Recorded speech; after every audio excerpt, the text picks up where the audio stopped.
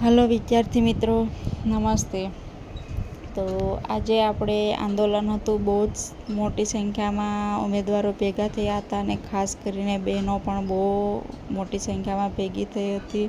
તો એ છેલ્લે નિર્ણય શું આવ્યો આંદોલનનો અને ભરતી બોર્ડે શું જવાબ આપ્યો તથા શિક્ષણ મંત્રી પાસે રજૂઆત કરવા ગયા તો એમણે શું જવાબ આપ્યો એ આપણે પૂરી માહિતી મેળવીએ.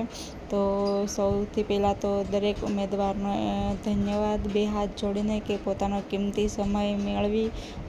સમય ગુમાવી અને આંદોલન માટે ગાંધીનગર ખાતે આવ્યા અને હાજર રહ્યા અને એકદમ શાંતિપૂર્ણ આંદોલન કર્યું. તે માટે સૌ ઉમેદવારોને ખૂબ ખૂબ આભાર ગણી શકાય, કેમ કે એકદમ ભાવિ શિક્ષકો જે રીતે આંદોલન કરે, જે રીતે શિક્ષકોનો સ્વભાવ હોય શાંતિનું પ્રિય હોય, તો એ રીતે જ એ લોકોએ શાંતિથી આંદોલન કર્યું છે અને બધા પ્રશ્નોના જવાબ માંગ્યા છે. તો આપણે જોઈએ કે શું ભરતી બોર્ડ તરફથી શું જવાબ મળ્યો અને ત્યારબાદ એમના જવાબથી સંતોષ ન મળતા દરેક ઉમેદવાર શિક્ષણ મંત્રી પાસે ગયા આપણા. તો શિક્ષણ મંત્રીએ શું જવાબ આપ્યો છે અને ભરતી પ્રક્રિયા હવે આગળ શરૂ થશે કે નહીં થાય તે દરેક સવાલના જવાબ આપણા વિડીયોમાં મળી જશે. તો ચાલો આપણે પહેલાં તો જોઈએ કે ભરતી બોર્ડ તરફથી શું જવાબ મળ્યો.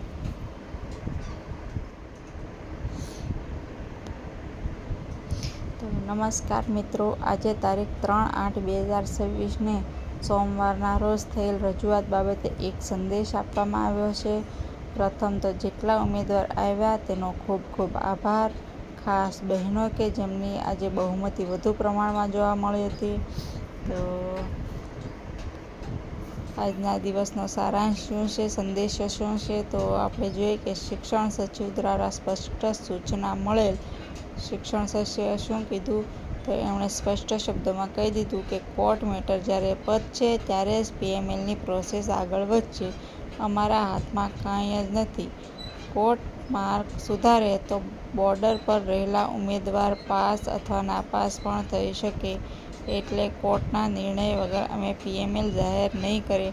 અને આ બાબતે આપણે અગાઉ પણ એક વિડીયો ઓલરેડી મૂકી જ દીધો છે ને એમાં આપણે કીધું છે કે જો કોર્ટમાં વધારે પડતા માર્ક સુધારો થશે તો જે પાસ ઉમેદવારો છે તે નાપાસ પણ થઈ શકે છે અને નાપાસ ઉમેદવારો 1-2 માર્ક માટે રહી જતા હોય તો પાસ પણ થઈ શકે છે.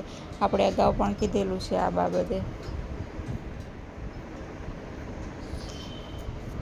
ત્યારબાદ જ્યારે સચિવાલય ખાતે આપણા શિક્ષણ મંત્રીને રજૂઆત કરવા ગયા આપણા ઉમેદવાર મિત્રો, તો શિક્ષણ મંત્રીનો શું જવાબ મળ્યો તે જોઈએ આપણે.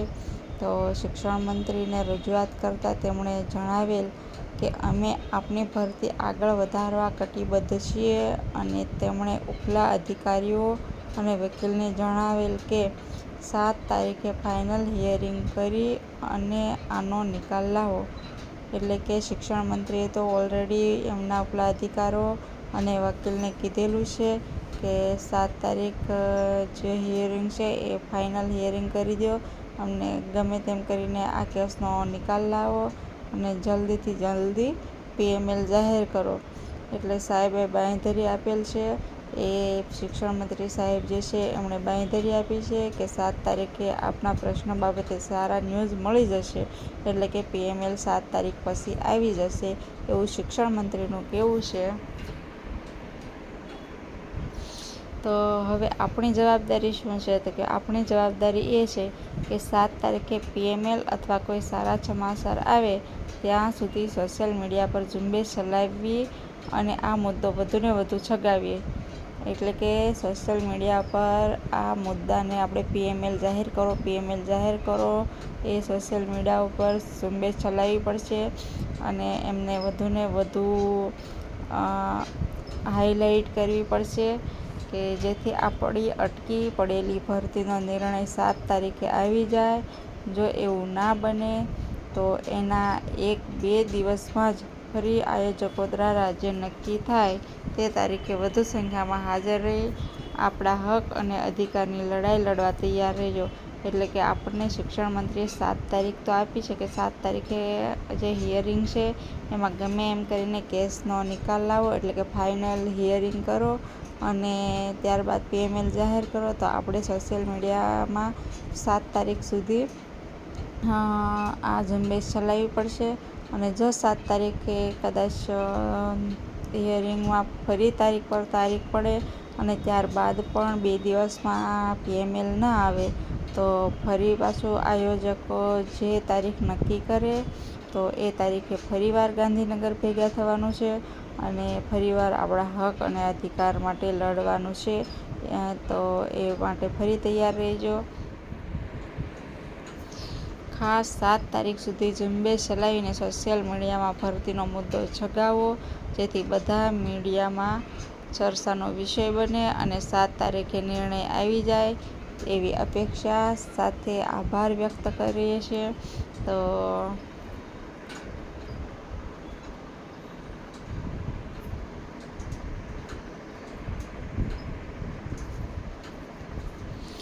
આપણે જોયું કે આજના આંદોલનનો આપણને શું જવાબ મળ્યો છે. તો ભરતી બોર્ડે તો ચોખ્ખું કહી દીધું છે કે જ્યાં સુધી કોર્ટ મેટર નહીં પતે ત્યાં સુધી અમે PML જાહેર કરવાના નથી. એટલે એ લોકો તો ભરતી બોર્ડની જ રાહ જોઈશે. પરંતુ શિક્ષણ મંત્રીએ આશ્વાસન આપતો જવાબ ગણી શકાય, કેમ કે એ એક રાજકારણી, શિક્ષણ મંત્રી એક રાજકારણીય કહેવાય અને એ કોઈ દિવસ તમે કોઈ પણ મુદ્દો લઈને જાઓ તો એ નિરાશ ન કરે, કેમ કે હમણાં શિક્ષણ બાબતના આંદોલનની એમને પણ ખબર જ હશે. દિલ્હીનું આંદોલન, ત્યારબાદ બિહારનું આંદોલન, તો આ બધા આંદોલન અને આમ પણ રાજકારણી લોકો તો શાંતિપૂર્વક જ જવાબ આપે છે. તમને સંતોષ થઈ જાય તેવો જ જવાબ મળશે. એટલે હવે શિક્ષણ મંત્રી તરફથી એને કીધું કે અમે તમારી ગંભીરતાને સમજીએ છીએ, તો યુવાનોના હિતમાં યોગ્ય અને ન્યાયી ઉકેલ લાવવાના પ્રયાસો ચાલુ જ છે અમારા. તો 7 તારીખ સુધી રાહ જુઓ. 7 તારીખે આવી જશે ફાઇનલ ચુકાદો. અમે સરકારી વકીલને પણ કીધું છે કે 7 તારીખે ફાઇનલ બાબત લાવો, પરંતુ શિક્ષણ મંત્રી કે સરકારી વકીલ કે એ રીતે કોર્ટમાં નથી ચાલતું. કોર્ટની આખી મેટર જજ સાહેબના હાથમાં હોય છે. જજ સાહેબને મરજી હોય તો જ કેસ આગળ ચાલશે, નહીંતર એમની મરજી ન હોય તો ફરીવાર તારીખ પર તારીખ.